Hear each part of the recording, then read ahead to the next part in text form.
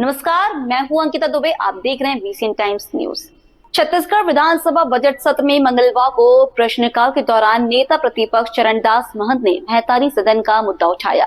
नेता प्रतिपक्ष चरणदास महंत ने सदन में पहले मंत्री विजय शर्मा पर पिछले सवाल का जवाब धीमी गति से देने का व्यंग करते हुए सवाल किया। महंत ने पूछा, मंत्री जी ने स्वीकार किया है कि 194 ग्राम पंचायतों में महतारी सदन निर्माण की स्वीकृति हुई है। 168 महतारी सदन निर्माण के लिए राशि जारी की गई है। महतारी सदन निर्माण के लिए शासन से राशि कब जारी हुई? एजेंसी कौन है? प्रक्रिया क्या है? निविदा आमंत्रित की गई है या सीधे एजेंसी को दी गई है? डिप्टी सीएम और गृह मंत्री विजय शर्मा ने भी चरणदास महंत के व्यंग का जवाब दिया और कहा कि वे सीधे ज्योत्सना महंत को इसका जवाब देंगे।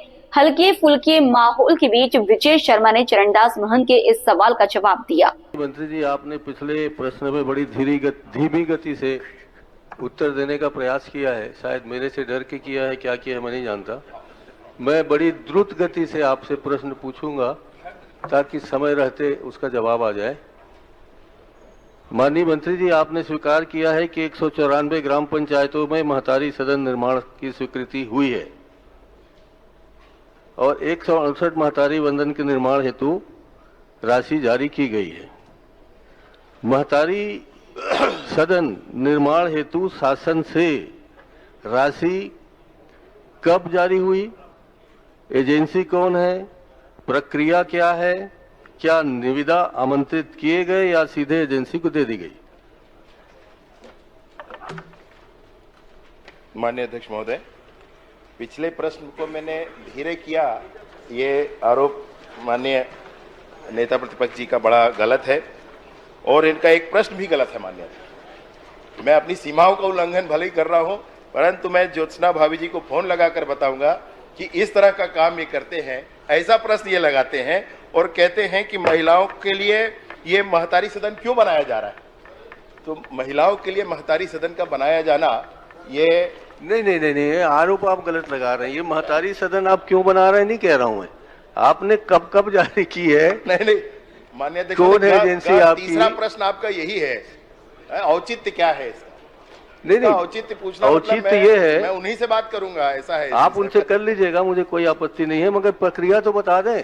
आप चयन किस हिसाब से कर रहे हो, निविदा कैसे दे रहे हो, मैं तो ये जानना चाहता हूँ। विजय शर्मा ने बताया, 50 करोड़ के प्रावधान में लगभग 200 महतारी सदन, 24 लाख की राशि से बजट के प्रावधान से और स्वच्छ भारत मिशन से लगभग 4.5 लाख से 5 लाख रुपए लगाकर 29 लाख की लागत से बनाने की योजना है। महतारी सदन बनाने का उद्देश्य 2,60,000 महिला स्व सहायता समूह बने हैं।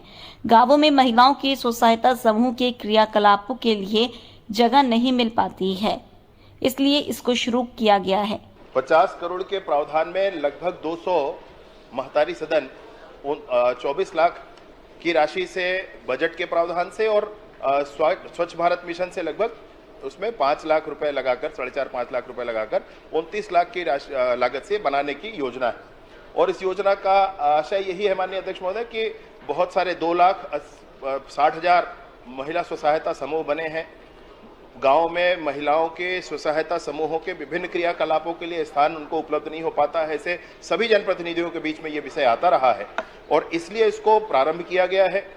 गृह मंत्री ने आगे बताया कि शुरुआत में सीएलएफ हेडक्वार्टर में पहले ये बन जाए।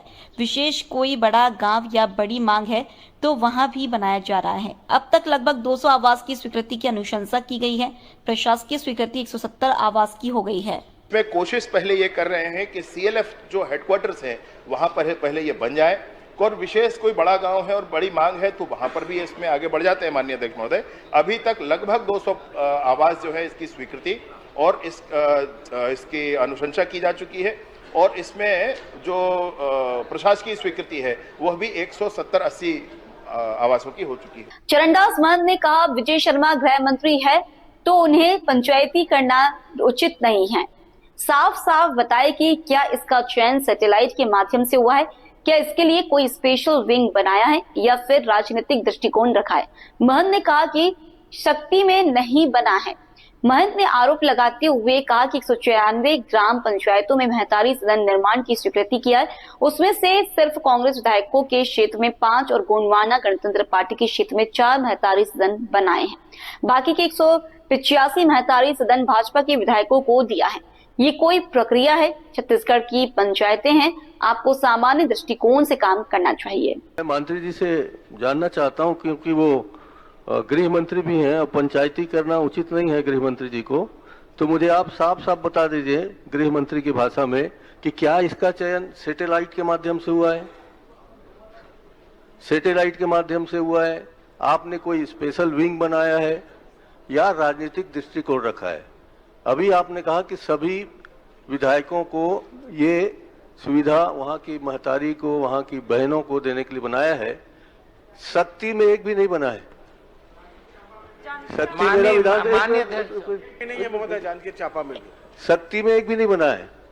अध्यक्ष महोदय, मेरा ये आरोप है 194 इनने टोटल स्वीकृत किया है अभी तक, उसमें से सिर्फ 5 कांग्रेस विधायकों के क्षेत्र में है, 194 में 5 और 4 वो गोंडवाना वाले क्षेत्र में, पता नहीं कैसे पहुंच गया।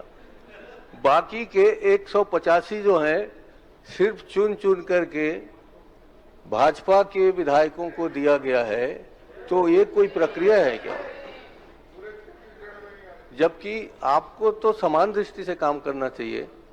पंचायतें आपकी है, हमारी हैं, छत्तीसगढ़ी हैं, यहाँ सब सदन आपका है।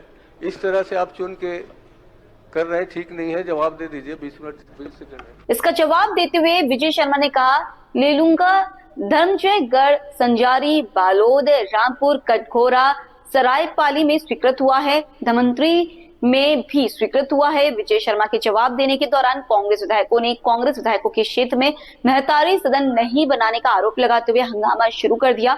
लेकिन इसी बीच विधानसभा अध्यक्ष रमन सिंह ने प्रश्नकाल समाप्त होने की घोषणा कर दी। स्वीकृत हुआ है, धर्मजयगढ़ में स्वीकृत हुआ है, रामपुर में स्वीकृत हुआ है, कटघोरा में स्वीकृत हुआ है।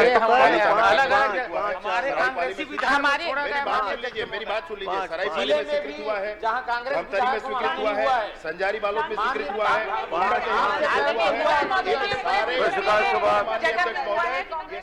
फिलहाल इस खबर में इतना ही। नमस्कार।